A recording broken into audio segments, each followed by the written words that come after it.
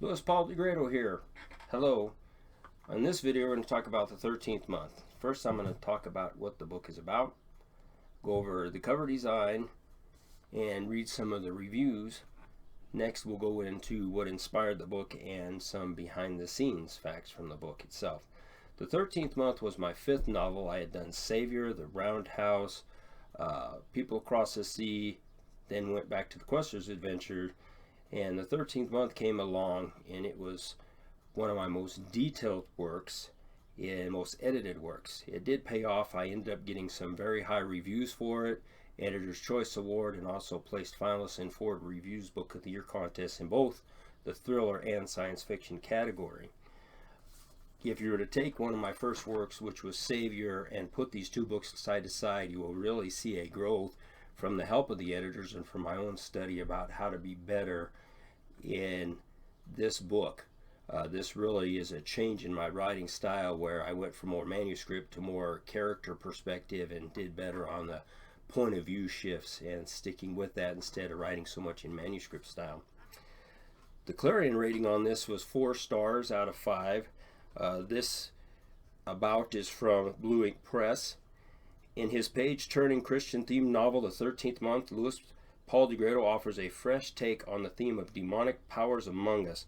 With its unusual theme, colorful characters, and nail-biting plot, this book is sure to please anyone who appreciates a different take on evil or who loves Christian science fiction. So although the book was classified as Christian science fiction, it really was inspired by my take on getting people to think about how they act, and that our common enemy, regardless of what religion you are, is evil. That's our common enemy.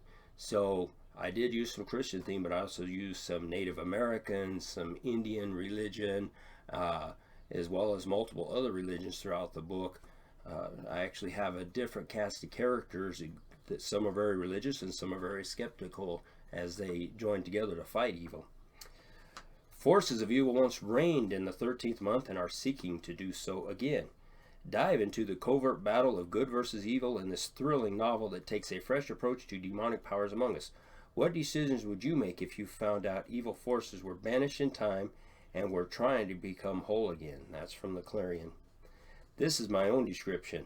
Have you ever wondered why bad days linger, or why moments of regret stick with you and bad situations seem surreal?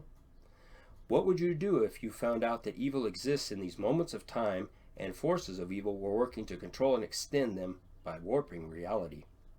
Evil once controlled the 13th month is looking to do so again. When a revered priest, Father Frank Keller, investigates a tragic murder in his parish, he is thrust into a covert battle between forces of good and evil. The leader of the group, Adnan, is convinced that the shadows, once banished from the world, are gaining a foothold. The only way to stop them is to go to the place where the shadows come from, a portal that may lead him directly to the gates of hell. So that's a description I use when I'm talking about the book. This is one of the scenes from inside the book that's on the back cover. That isn't the only reason I called you here, Bishop Tafoya said. What if I were to tell you that what happened wasn't just a young teenager acting out, that evil was in physical form interacting with humans, that it influenced his behavior, that evil attacked this family in your parish? Are you asking me to believe demons are real? Father Frank asked. That evil is real, Bishop Tafoya looked around the office until his eyes stopped at the clock. You are right in what you say, that evil is opportunistic and preys on us in our weak moments. It is those moments you will learn to defend. I would love to spend all day talking to you, debating with you, and discussing philosophy with you, but we don't have the time. What I need to tell you is that evil is among us, but it is not in a place where you can find it, but hidden in time.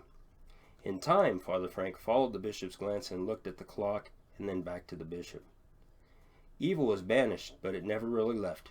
It hides in moments of time, the bishop said. So that's from the book. So a little bit about the book, and I'll be talking more about it when we get to what inspired the book. Now what I want to talk about is the cover design. So the cover design is pictures, but I picked what I wanted on the cover. And first, there's 3 elements to the picture. There's a priest in the background with the collar. because it is a book with religious undertones, and it is good versus evil. And probably one of the most reflective of that is when you put a collar on a priest. Everybody understands that, or if I were to put a cross on the book.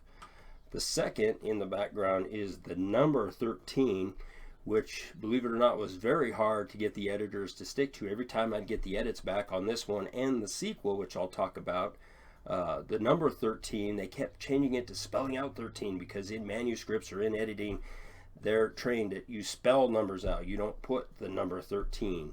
So I had to keep going back and telling them, no, it's the number 13. People aren't scared by 13 spelled out. They're scared by the number 13. It's ominous.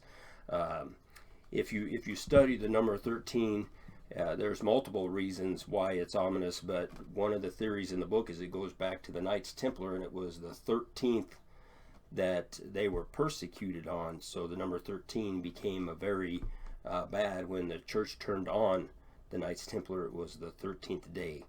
So that's one of the reasons that the 13 number is associated with bad things. The third element is this drink that's in the foreground, and it is a Bloody Mary with celery.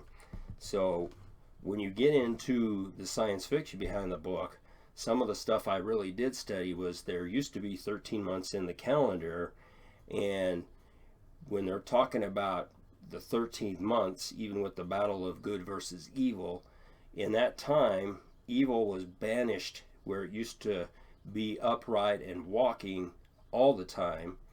There was a war between good and evil was banished into just the 13th month. That is the only month that evil could be present. And then there was another battle, and evil was banished into these moments of time. The 13th month stopped existing, and it went to 12 months. So there is a scene in the book where they're hanging out at a pub or a bar, and the bartender takes these drinks and he pours out 12 beers and then puts a 13th one on, and he says, this is how I want to explain it. I want you to understand, evil used to be in the 13th month. So he pours the tomato juice into the one and makes a Bloody Mary. So the 12 months are the pure beer, and the 13th month is the one contaminated with evil. And he said what evil's trying to do is get into each of the months, and so he pours a little bit of that Bloody Mary into the other 12 drinks. And that's just a scene from the book to try to visualize what the concept of what evil's intent is, or what it's trying to do, which we won't be able to explain it in this short video. But that's the importance of the drink, is the Bloody Mary. That's about the 13th month, and next we're going to get into what inspired the 13th month.